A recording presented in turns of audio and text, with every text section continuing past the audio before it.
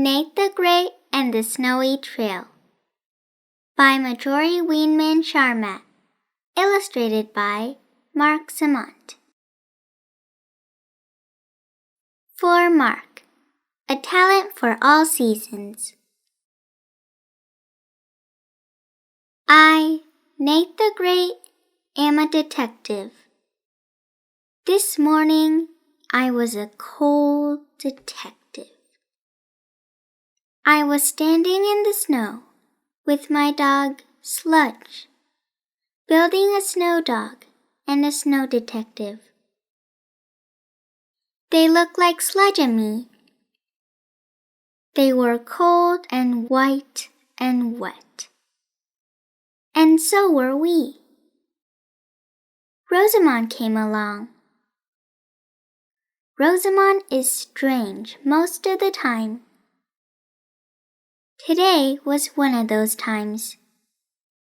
She was pulling her 4 cats, Super Hex, Big Hex, Little Hex, and Plain Hex, on a sled. She went up to the snow detective. "I lost your birthday present," she said to him. The snow detective did not answer. I did. "That detective is 1 hour old. Why are you giving him a birthday present?" Rosamond looked at me. "Oh, it's for you," she said. "My birthday is July 12th. I said. "This is the middle of winter." "I believe in giving early," Rosamond said. She pointed to her sled. "I was pulling your present and my cats on a sled, but the present fell off along the way." "Do you know when and where it happened?" I asked. "Yes," Rosamond said. "I was feeling drippy. Snow from the trees was falling on me. Then all of a sudden, the sled felt lighter. I turned around and looked at it. Your present was gone. I walked around and around in the snow, but I couldn't find it. It has Happy Birthday card on it. Will you look for your present?" I, Nate the Great, knew that Rosamond's present must be strange. But I am a detective, and the present was lost. I, Nate the Great, will take your case. I said. "Tell me what the present is, so I will know what to look for." "Oh, I can tell you that," Rosamond said. "It would spoil the surprise. But it could be big or small, or medium size, or square or pointy, or flat or bulgy, or red or blue, or green or black, or plaid or polka dotted or—" Suddenly, I, Nate the Great, knew something. I did not want this case. How can I find something if I do not know what I am looking for? I asked. "You're a great detective, aren't you?" Rosamond said. She walked away and pulled her cats behind her. Sludge and I went inside. I left a note for my mother. "Dear Mother, I am going out into the cold world to look for something strange. I will be back. Love, Nate the Great." I put on a dry pair of mittens. Then Sludge and I went out into the snow.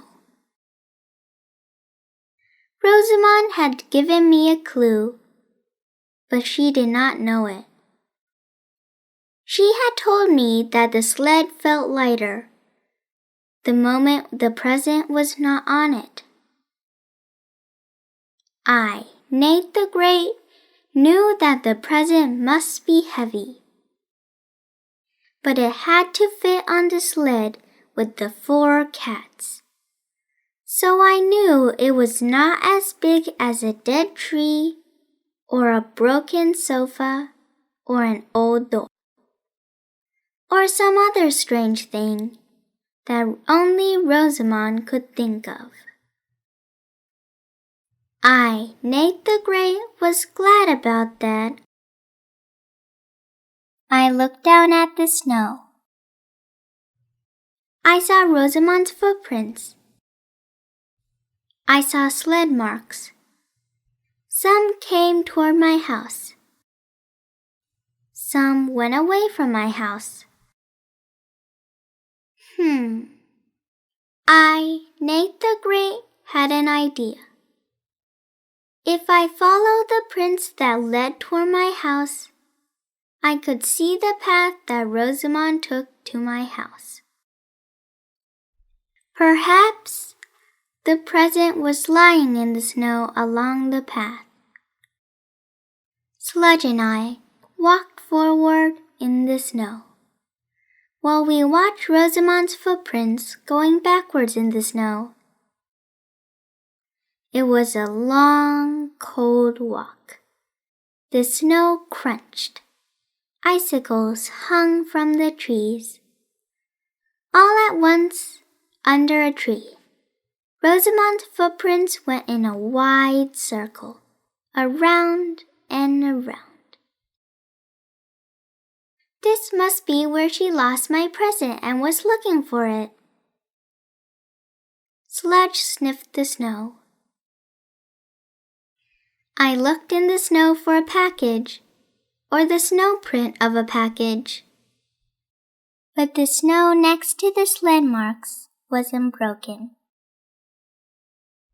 I, Nate the Great, was puzzled. How could something drop off the sled and not be in the snow or leave a mark in the snow? There were no footprints either. So I, Nate the Great, knew that no one had come along and taken the birthday present. But how did the present get off the sled? And where was it? This is a tough, ice-cold case, I said to Sludge. Sludge shivered. We trudged on. We saw Annie and her dog Fang. Sludge shivered some more. He was afraid of Fang. I, Nate the Great, was afraid of Fang. Fang ran toward us. Sludge leaped over a big pile of snow. I had never seen Sludge leap that high. Fang is so friendly, Annie said. She was making a snow dog. It looked just like Fang. It had icicles for teeth. They were long and sharp and pointed, just like Fang's teeth. But I liked them better. They would melt. I said, I am looking for a heavy birthday present that could be big or small, or medium size, or square or pointy, or flat or bulgy, or red or blue, or green or black, or plaid or polka dotted, or any number of things. But there is one thing for sure. It is strange. Rosamond was here, Annie said, but she left. I have not seen anything strange since then. What did she do and say? I asked. Well, Annie said, I was inside drinking hot chocolate. Rosamond came in. She told me that she had a birthday present for you. She said it was outside on her sled with her 4 cats. She wouldn't tell me what it was, but she said it was the most beautiful present ever. That is a good clue, I said. Rosamond thinks scorpions and spiders and bats are beautiful. So I, Nate the Great, now know I am looking for something ugly. I thanked Annie for her help. I called to Sludge. He was hiding behind a pile of snow. We started out again. We are looking for something strange, heavy, and ugly, I said. I saw a snow castle up ahead. Claude was sitting inside it. Claude was always losing things. Look what I found, Claude said. A snow castle. Your luck is changing, I said. Perhaps you have found a strange, heavy, and ugly birthday present? Who would want to find that? Claude asked. It was a good question. But I, Nate the Great, did not want to answer it. I saw an ugly birthday card at a store this morning, Claude said. Rosamond was buying it. Aha, I said. What else did Rosamond buy? She bought 6 cartons of milk, Claude said. I, Nate the Great, was sorry to hear that. 6 cartons of milk? I said.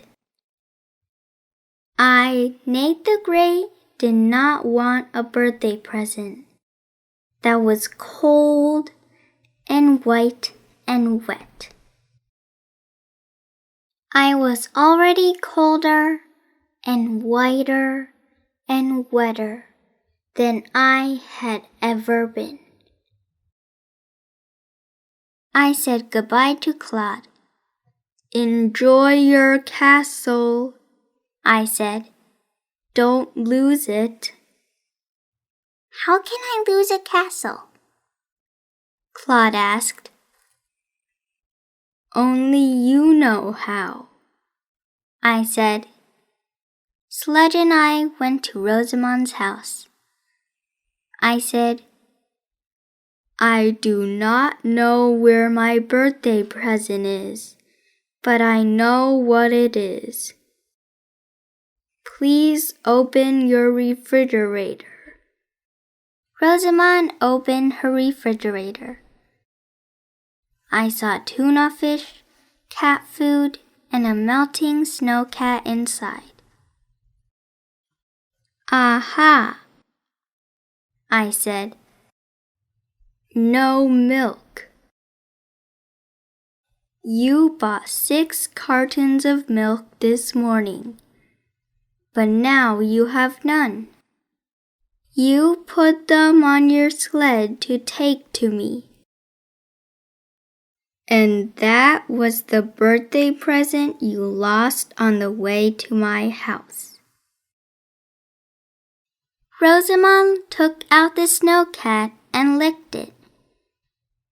Why would I buy you a strange present like 6 cartons of milk? She asked. I, Nate the Great, knew better than to tell Rosamond why. "The milk was for my cats," Rosamond said. "They drink it up." Nate the Great, was getting nowhere. This case was more ice-cold than ever. I tried to think warm thoughts. I thought about my warm house. I thought about warm pancakes. I said goodbye to Rosamond. Sludge and I trudged home through the snow. Sludge was still shivering. At home, I ate some warm pancakes. I gave Sludge a warm bone. Sludge is a great detective, but all he had done was shiver and leap in the snow. Leap in the snow. Leap.